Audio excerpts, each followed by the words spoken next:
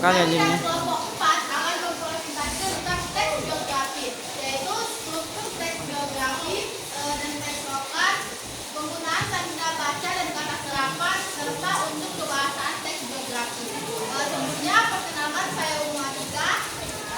Saya di mana?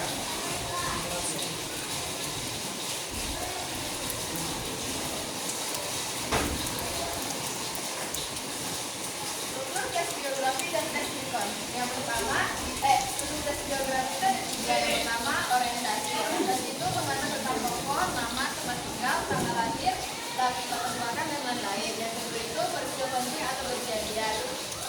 Peristiwa penting atau kejadian itu adalah rangkaian peristiwa atau pengalaman yang itu tokoh disebut berupa pendidikan, karir, perjuangan dan lain-lain. Yang ketiga itu adalah representasi atau penutup. Nah, itu penilaian atau kesimpulan terhadap kehidupan tokoh, misalnya sifat, jasa, pencapaian, pengaruhnya bagi orang lain. Terus yang kedua itu struktur kehidupan. Yang pertama orientasi. Orientasi itu adalah pengenalan latar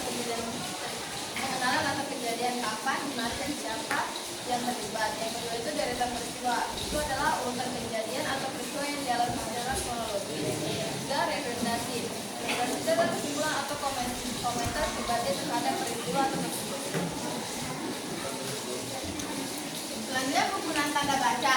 Penggunaan tanda baca itu ada beberapa. Yang pertama itu titik. Titik biasanya digunakan untuk mengakhiri kalimat. Contohnya seperti ayatnya adalah seorang dokter. Kemudian yang kedua adalah tanda koma. Tanda koma itu digunakan untuk memisahkan beberapa kata dalam satu kalimat. Contohnya itu ayahnya adalah seorang dokter, ibunya adalah seorang guru, dan kakaknya adalah mahasiswa. Kemudian yang ketiga tanda hubung. Tanda hubung digunakan untuk menyambung kata yang berpisah. Contohnya seperti anak-anak, bolak-balik dan lain-lainnya. Kemudian yang keempat tanda petik. Tanda petik digunakan untuk menuliskan langsung apa yang dikatakan oleh tokoh biografi itu. Contohnya, presiden pertama kita pernah berkata, merdeka atau mati. Kemudian yang kelima, tanda kurung. Tanda kurung digunakan untuk menambahkan informasi yang tidak terlalu penting, tapi dapat membantu kita lebih paham. Contohnya, Soekarno lahir di Blitar. Soekarno lahir di Blitar adalah salah satu pendiri bangsa. Kemudian yang terakhir adalah tanda titik dua. Tanda titik dua dipakai sebelum kita menuliskan daftar atau penjelasan lebih lanjut setelah kalimat utama.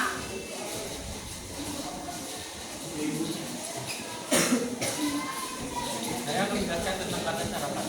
Kata sarapan adalah kata dari bahasa lain yang kemudian dipakai dalam bahasa kita. Contohnya dalam bahasa Inggris adalah contohnya internet dan musik. Yang dalam bahasa Arab contohnya adat, masyarakat, dan ilmu. Yang ketiga dari bahasa Belanda contohnya kantor dan sekolah. Selanjutnya unsur kebahasaan teks biografi. Yang pertama, menggunakan kata kerja pronomina, yaitu kata ganti orang ketiga. Contohnya seperti ia, beliau, dan dia. Yang kedua, menggunakan kata kerja tindakan, contohnya seperti belajar dan bekerja. Yang ketiga, menggunakan kata kerja sifat untuk menggambarkan karakter dari tokoh. Contohnya seperti pintar dan rajin. Selanjutnya, menggunakan kata kerja pasif. Terus menggunakan kata kerja aktivitas mental, contohnya seperti mencintai. Kalian ada yang ingin bertanya? Ya, silakan Nanda. Saya Manda dari kelompok 3 ingin bertanya kepada Umatika. Jadi bagaimana kalau misalnya dalam biografi tidak ada kata bacanya? Baik. Ada lagi yang ingin bertanya? Ya, Nabila. Saya Nabila dari kelompok 3 ingin bertanya ke Andika Ranggana. Mengapa unsur kebahasan teks penting di dalam teks biografi? Apakah ada lagi yang bertanya? Ya, Freddy. Saya Ferdi dari kelompok 7. Saya mau bertanya ke kita, apa perbedaan utama antara struktur teks biografi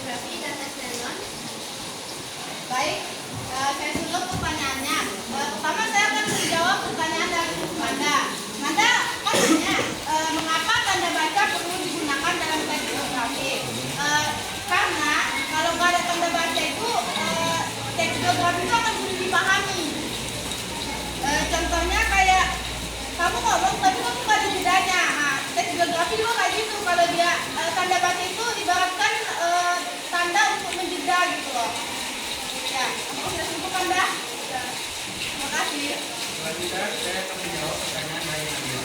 Mengapa unsur pembacaan sangat penting dalam teks biografi? Unsur pembacaan sangat penting karena untuk agar teks biografi tersusun dan struktur dan mudah untuk membaca dalam membaca teks biografi